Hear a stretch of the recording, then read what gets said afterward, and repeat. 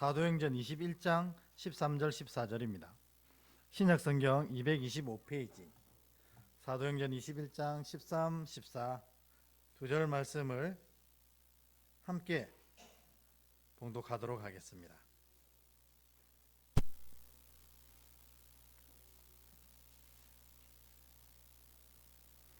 다 함께 같이 읽도록 하겠습니다. 13절 14절 시작. 바울이 대답하되 여러분이 어찌하여 울어 내 마음을 상하게 하느냐. 나는 주 예수의 이름을 위하여 결박당할 뿐 아니라 예루살렘에서 죽을 것도 각오하였노라 하니 그가 고난을 받지 아니하므로 우리가 주의 뜻대로 이루어지이다 하고 그쳤노라. 아멘. 네, 앞뒤로 한번 인사하겠습니다. 건강 조심하십시오. 이렇게 인사하겠습니다. 시작. 건강 조심하십시오. 네, 지금 날씨가 아직까지 춥습니다. 오늘 벌써 5월 중순에 다가가고 있는데 날씨가 추웠다가 더웠다가 하니까 여러분 건강 조심하시고, 육신이 건강해야 마음도 건강해지고 영도 건강해지거든요. 그래서 건강 조심하시고 또 건강 위에 하나님의 은혜도 가득 채워가시는 여러분의 복된 인생 되길 축복합니다. 오늘은 우리 사도행전 21장 통해서 또 하나님의 은혜를 함께 나누려고 합니다.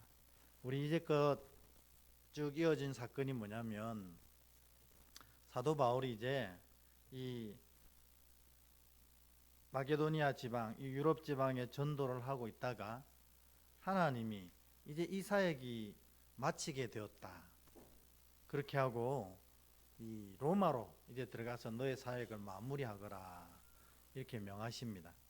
그래서 그 사역을 빨리 정리를 하고 이제 밀레도라는 곳에서 이 에베소, 그토록 사랑했던 이 에베소 교회 장로님들과 함께 마지막 인사를 나누고 서로를 위해서 눈물로 격려하고 이제 바울은 배를 타고 떠나는 장면이 바로 오늘 본문의 장면입니다. 그 말씀을 한번 먼저 읽고 이야기를 해보도록 하겠습니다. 사도행전 21장 1절부터 3절인데요. 우리 한 목소리를 같이 한번 읽어보겠습니다. 시작.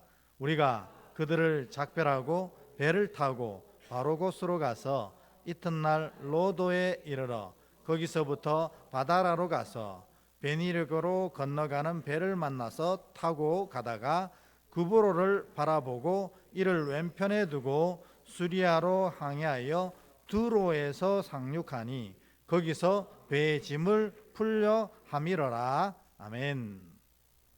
오늘 이제 밀레도에서 에베소 장로님들과 헤어진 이 사도 바울이 배를 탔는데 요 짧은 이 절을 통해서 도시가 몇 개나 지나갔습니까? 7개의 도시가 사사삭 지나가 버렸거든요. 그러니까 이 3절을 통해서 저는 바울의 마음이 느껴집니다. 뭐냐면 하나님이 이제 아시아에서 전도하고 있는 바울을 유럽으로 불렀습니다. 그래서 유럽에서 하나님의 복음을 열심히 전하고 또 마지막에 에베소에서 애를 쓰면서 3년을 사역을 하고, 그런데 또 하나님이 이제는 되었으니까 너가 로마에 가야겠다. 근데 하나님이 로마에서 어떤 일이 일어나는지를 알게 하셨어요. 뭐예요? 일단 예루살렘에 들러서 환난과 이 결박을 당하고 많은 고통 속에서 로마로 입성하게 되고 결국 그 로마에서 너가 죽게 될 거다 이렇게 말씀하시는 얘기를 들었습니다. 쉽게 얘기하면 죽으러 가라 이 말입니다. 사도 바울이 그것이 하나님의 말씀이니까 오늘 보면요 7도시를 막 사사사삭 해가지고 막 엄청 빨리 움직이는 모습들을 3절을 통해서 보거든요. 와, 이게 과연 이럴 수 있을까? 죽으러 가는 길인데 어쨌든 간에 한 도시라도 오래 머물러서 이 세상에서 조금 더 있고 싶은 마음 없었을까요? 근데 바울은 오늘 본문을 보면 없었던 것 같습니다. 그는 먹든지 마시든지 무엇을 하든지 하나님의 영광을 위해서 하라고 얘기했잖아요. 그리고 그가 진짜 참된 사역자였던 게 뭐냐면 자기가 말한 그대로 살려고 애를 쓴 거잖아요. 그래서 바울이 참 사역자입니다. 설교한 대로 사는 게 얼마나 어렵습니까? 설교하긴 쉬워도 사는 건 너무 힘듭니다. 그래서 설교자가 힘든 겁니다. 다른 게 힘든 게 아니라 자기가 설교한 것을 그래도 자기는 지켜야 하니까 힘든 건데, 오늘 바울은 진짜 멋진 사람입니다. 하나님이 죽으러 가라니까 그 죽음의 길을 서둘러서 막 달려가는 겁니다. 왜요? 하나님이 나로 인해서 나를 죽으라고 하신 이유는 하나님의 영광이 내 죽음을 통해서 분명히 이루어질 줄 알았기 때문에 그런 겁니다. 참 바울은 멋있다. 근데 오늘 이 바울의 빠른 행보를 보면서 제가 바울이 왜 이렇게 머뭇거리지 않았을까? 바울의 인생에 예수님은 주요 왕이십니다. 이 얘기는 또 주일에 조금 더 자세히 할 수 있는 기회가 있을 것 같습니다.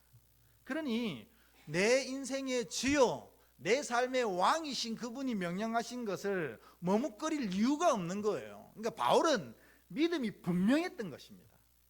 근데 이 머뭇거리다는 단어를 보니 이 엘리야 시절 생각이 납니다. 우리 지금 새벽기도 때 계속 열왕기상을 묵상하는데 엘리야가 1대 850으로 이 바알과 아세라 선지자들을 다 회파하고 그들을 죽이고 하나님이 살아계시고 유일하신 하나님을 선포할 때 그거를 지켜보던 이스라엘 백성들이 뭐 했냐면 오늘 이 말씀대로 머뭇했던 겁니다.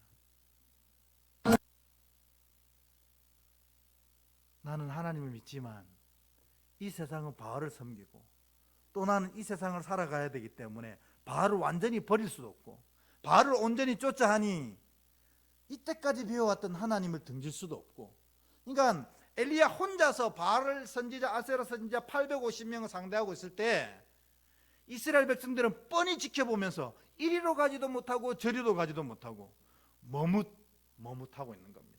여러분, 그것을 신앙이라고 할 수 있습니까? 믿음이 없었던 것입니다. 신약에도 똑같은 사람들이 나오지 않습니까? 라오디게아 교인들이 주님 보시기에 뭐요? 차지도 않고 덥지도 않다, 이렇게 얘기하는 겁니다. 우리식으로 표현하면 믿는 것 같지도 않고 믿지 않는 것 같지도 않은 그런 모습을 하고 있는 겁니다. 여러분, 예수님이 진짜 주고 예수님이 진짜 왕이라면 이 엘리야 시대의 백성들이나 신약교회 라오디게아 교인들의 모습이 나타날 수가 있겠습니까? 그렇지 않잖아요. 그래서 여러분, 이 바울의 머뭇거림 없는 결단과 이 달려감을 보시면 믿음이 뭔가 우리가 정말 우리 스스로를 돌아봐야 합니다. 그래서 이제는 정말 예수가 주요 왕이시면 그분이 명하신 것은 비록 죽음의 길이라 하더라도 내가 머뭇거리지 않고 달려가겠다. 이게 쉽지는 않습니다. 저와 여러분이 다 인간의 성정을 가지고 있는지라 못할 수도 있어요. 그러나 우리가 지난주까지 계속 얘기했던 게 뭡니까?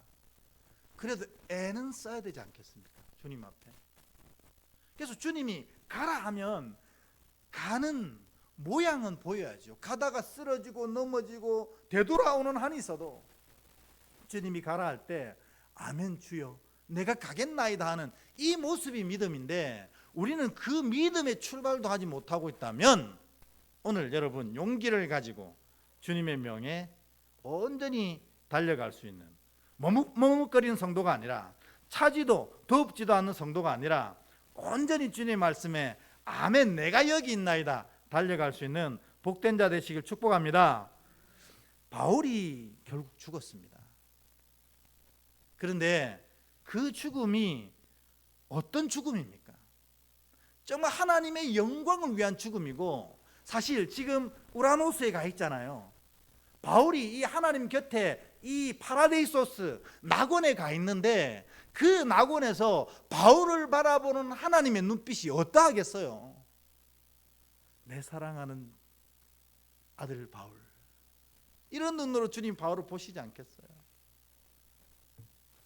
여러분 다 천국 가실 텐데, 요 우라노스로 가실 텐데, 여러분이 이 파라데이소스에 도착할 때 우리 주님이 여러분을 바울 바라보듯이 바라보시는 복된 자 되시길 주의 이름으로 진심으로 축원합니다. 그러면 그것이 진짜 천국이 되는 겁니다. 주님이 날마다 나를 사랑의 눈으로 보는 거예요. 이게 아니고, 정말 너 어떻게 그럴 수가 있냐, 인간의 그 연약한 성정을 어떻게 이겼니, 그런 사랑의 눈으로 우리를 보시는 거예요. 바울이 이랬습니다.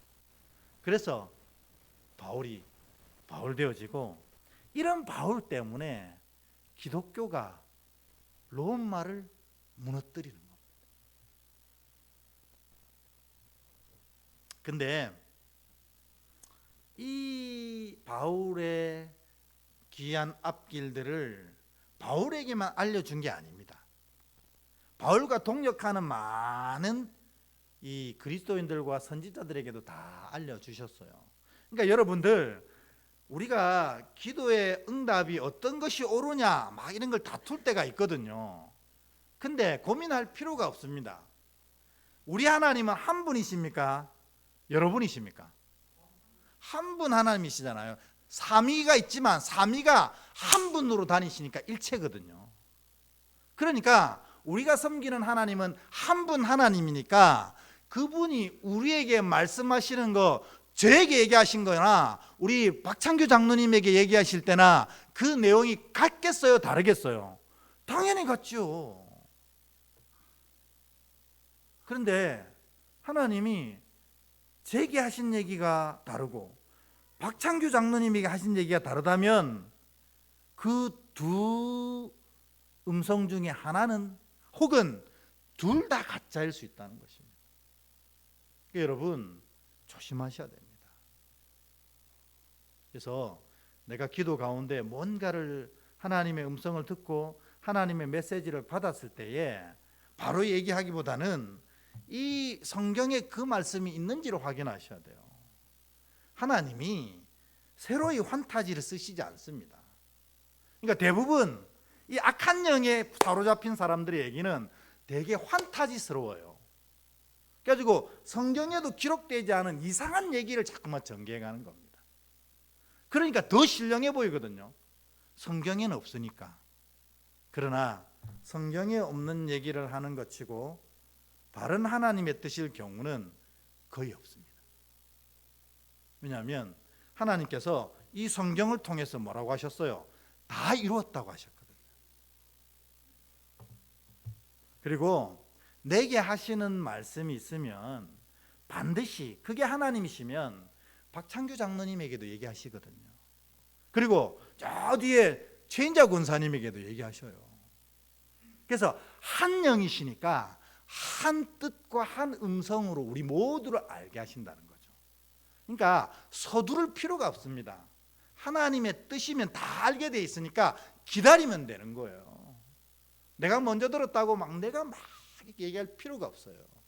정말 그러고 싶으시면 성경과 같은 얘기를 하고 있는지를 확인하시면 됩니다. 요즘엔 우리가 영적으로 험악하고 무서운 시대라고 하는데요, 여러분 말도 못합니다. 지금 악한 영이 우리를 속여서 우리를 붙잡는 것들이 너무나 많아요.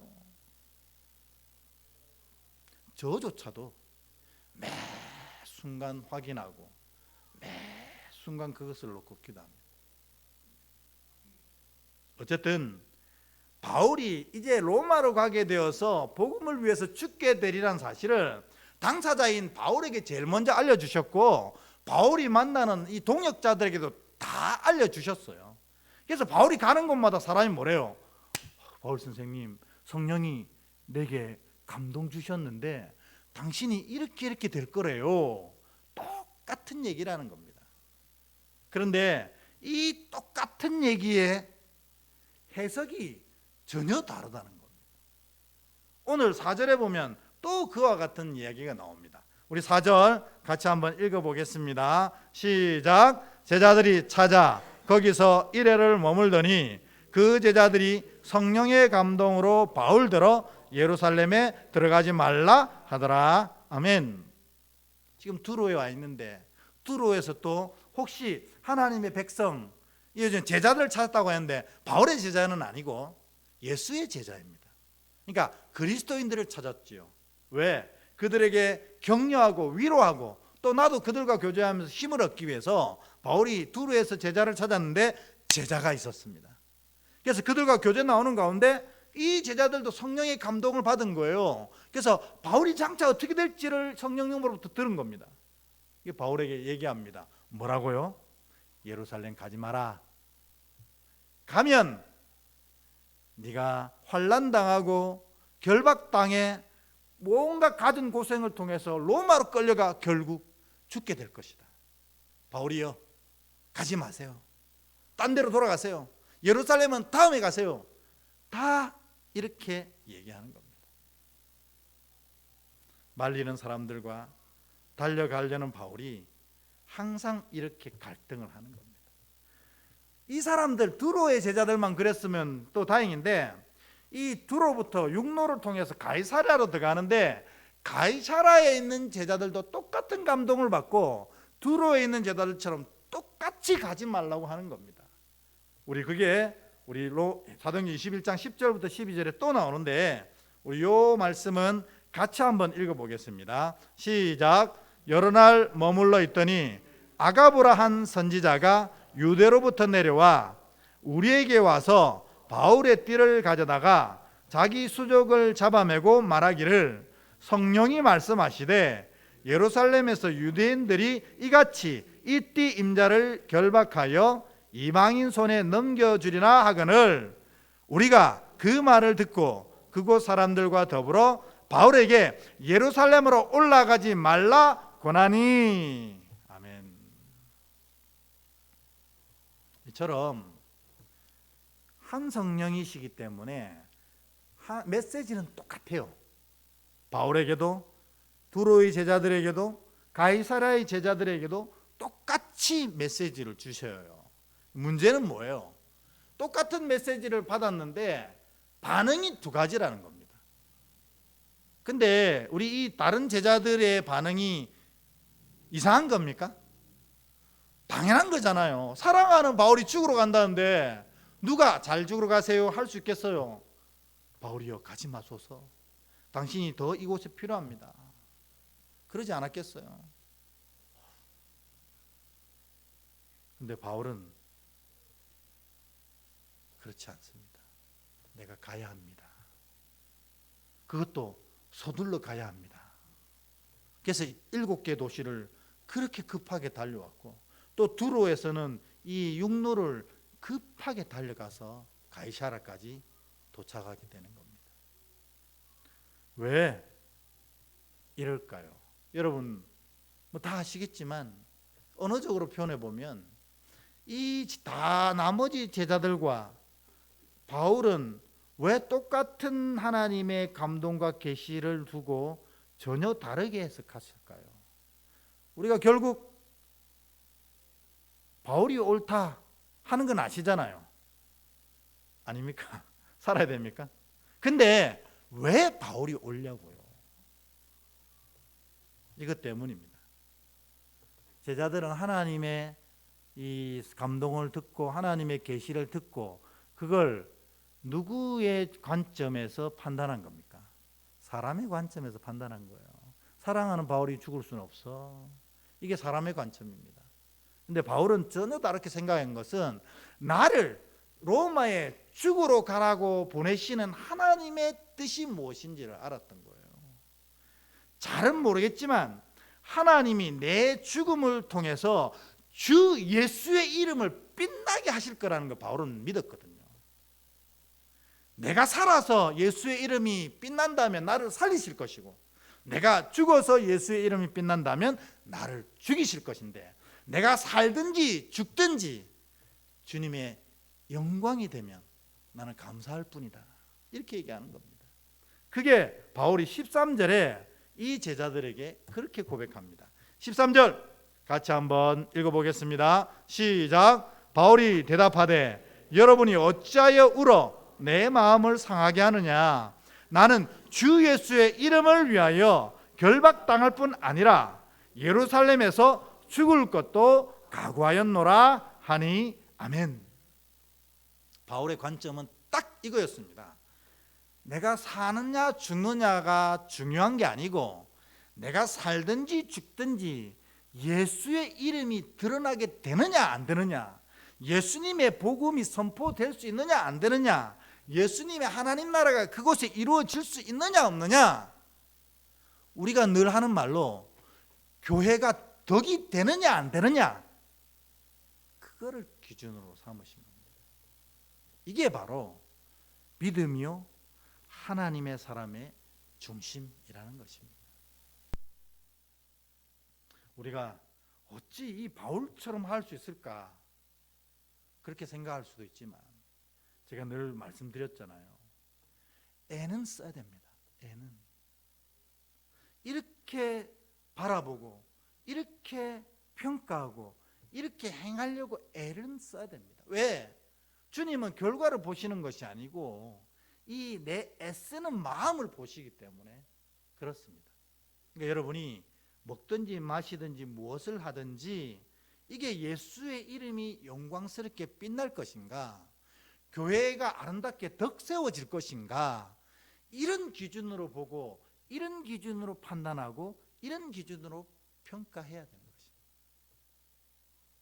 그 과정에는 내가 무시당하고 내가 무너지고 내가 안타까울 수도 있습니다.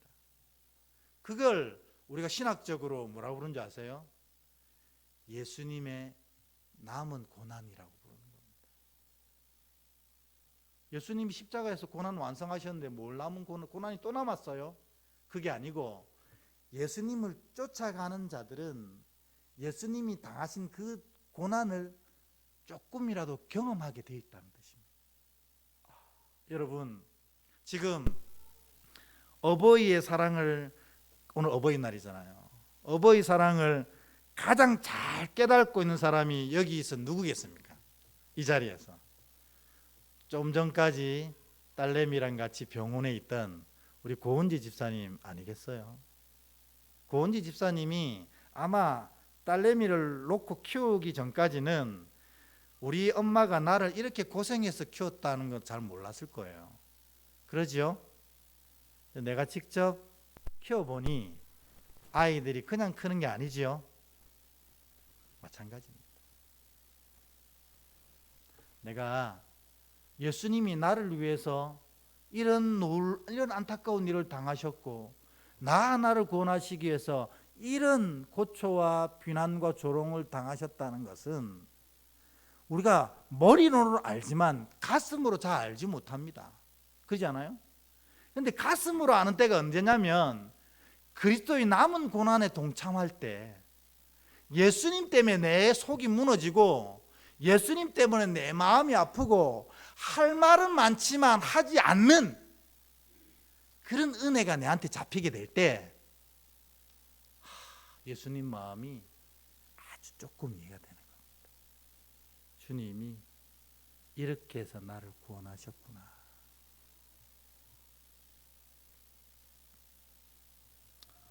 오늘 바울은요, 그 예수님 마음 너무나 잘 알았어요.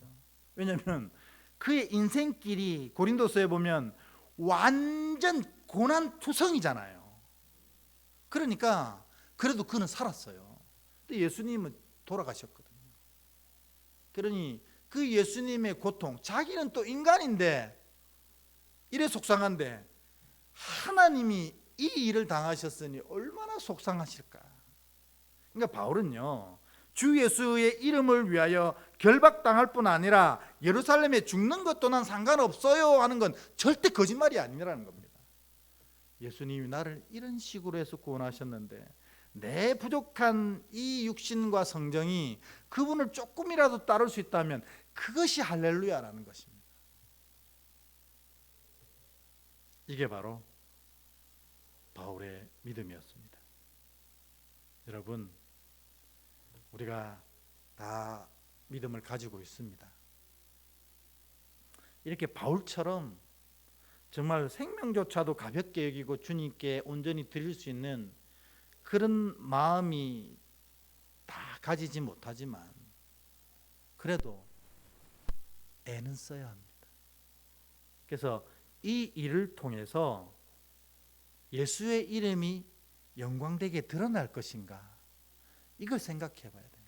그리고 이 일을 행함을 통해서 교회가 덕이 세워질 건가, 그걸 생각해 봐야 된다는 것입니다. 그게 바로 믿음입니다. 주님이 보실 때 말입니다. 오늘 여러분 마음에, 삶에 이 바울의 마음, 주 예수의 이름을 위하여 살리라 하는 이 바울의 마음이 딱 새겨지셔서 바울이 어떤 은혜 누렸습니까? 하늘복을 말할 수 없이 받았잖아요. 여러분 삶에도 그 놀라운 하늘복이 가득가득 채워지길 축복합니다. 믿음은 그래서 공짜가 없는 겁니다. 내가 믿음에 바로 세워지면 하나님이 믿음에 걸맞는 은혜를 온전히 부어 주시거든요. 근데 가이사라에 아주 특별한 만남을 바울이 가집니다. 여기까지는 바울의 믿음을 어떻게 이끌어 갔는가 얘긴데, 가이사라에서 누구를 만나냐면요, 전도자 빌립을 만납니다. 빌립 만나는 게 뭐 대단해요? 대단하지 않습니까? 일단 말씀을 한번 읽어보고 얘기를 나눠보겠습니다. 7절 8절입니다. 같이 읽습니다. 시작. 두로를 떠나 항해를 다 마치고 돌레마이에 이르러 형제들에게 안부를 묻고 그들과 함께 하루를 있다가 이튿날 떠나 가이사라에 이르러 7 집사 중 하나인 전도자 빌립의 집에 들어가서 머무르니라. 아멘. 여러분, 이 전도자 빌립, 우리가 7 집사 빌립이잖아요. 이 빌립이 누구를 맨 처음 전도했습니까? 에티오피아 내시를 가다가 전도해가지고 세례도 줬잖아요. 그 뒤로부터 이 빌립엔 이 전도의 은사가 있었나 봐요. 그래서 가는 곳마다 복음을 전하고 세례를 주고 해가지고 그의 별명이 집사 빌립에서 전도자 빌립으로 바꿔버렸어요. 그리고 지금 그는 어디에 사냐면 가이사라에 그의 딸들과 함께 살고 있습니다. 근데 오늘 바울을 만났어요. 근데 이 바울과 빌립이 한번 만난 적이 있어요. 예전에 어디서 만났을까요? 스데반 집사가 돌 맞아 죽을 때 빌립이 거기 있었겠어요, 없었겠어요? 당연히 있었죠. 당연히 같이 있었어요. 근데 빌립이 결국 복음을 전하다 돌마다 죽으면서 예루살렘에 모여있던 많은 성도들이 뿔뿔이 흩어지게 돼 있거든요. 그걸 우리가 신학에서 뭐라고 부르냐면, 성교학에서는 그레이트 스캐터리라고 불러요. 그게 뭐냐면 위대한 흩어짐이다. 왜냐하면 예루살렘에서 복닥복닥 믿고 있었으면 그냥 이 기독교가 유대인의 한 종교에 불과했을 텐데, 그때 사울을 통해서 대박해가 일어나면서 교회가 예루살렘에서 소아시아로 유럽으로 쫙 흩어져 버렸어요. 그러니까 교회 입장에서 보면 예루살렘 교회가 쑥대밭이 된 것처럼 느껴지지만 하나님의 선교 입장에서 보면 복음이 전 세계로 퍼지는 위대한 시간이었거든요. 그러니까 여러분, 우리가 믿음으로 주님과 함께하면 하나도 땅에 버릴 것이 없다니까요. 우리가 볼 때는 참 속상한 일이라도 하나님은 그것을 합력하여 선을 이루셔서 하나님의 영광을 이루어가는 거 보면 참으로 놀랍습니다. 근데 어쨌든 그때 사울은 스데반 집사를 죽이는 주체였어요. 왜냐하면 그는 이미 뭐예요? 공의의 의원이고 그리고 사람을 죽일 권한도 받았고 또 거기서 스데반은 이처럼 하나님의 거룩을 무너뜨린 죄인이라는 증거의 선언을 본인이 했어요. 그리고 그 사람을 죽인 사람들의 옷을 자기가 다 맡아서 보관하고 있었거든요. 그걸 빌립이 다 봤습니다. 그러니까 이 가이사라에서 사도 바울을 두 번째 본 빌립의 마음은 어땠겠습니까? 내 동료, 너무나 사랑스러운 스데반 집사를 죽인 나쁜 사람, 무시무시한 사람, 이렇게 보여질 수밖에 없어요. 근데 오늘 성경을 보면 가이사라에서 이 전도자 빌립이 사도 바울을 영접하고 그곳에서 융성한 대접을 합니다. 도대체 이게 무슨 일이냐는 거죠. 여러분, 세상에서 제일 불편한 사일 수 있지만 지금 그 순간 그들은 하나님 나라의 동역자로 만난 것입니다. 저는 그렇게 생각합니다. 이것이 바로 복음과 믿음의 힘입니다.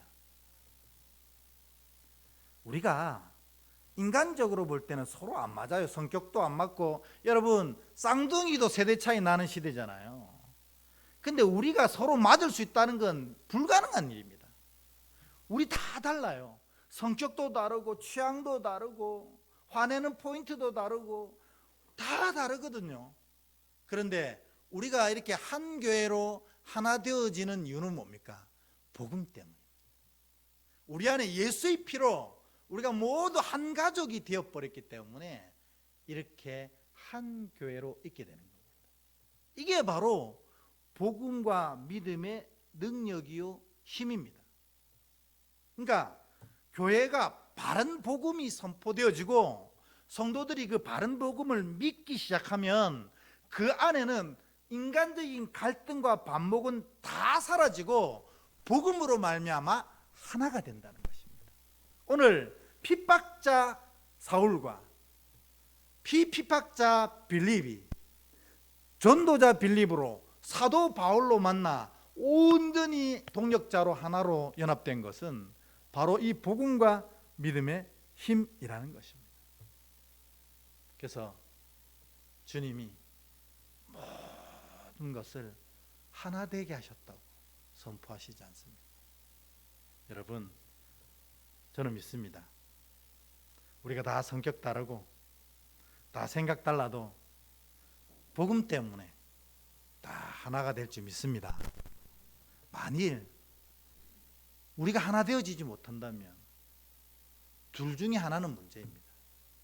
복음이 바로 선포되어지지 못했든지 그가 복음을 믿지 않든지 둘 중에 하나라는 것입니다.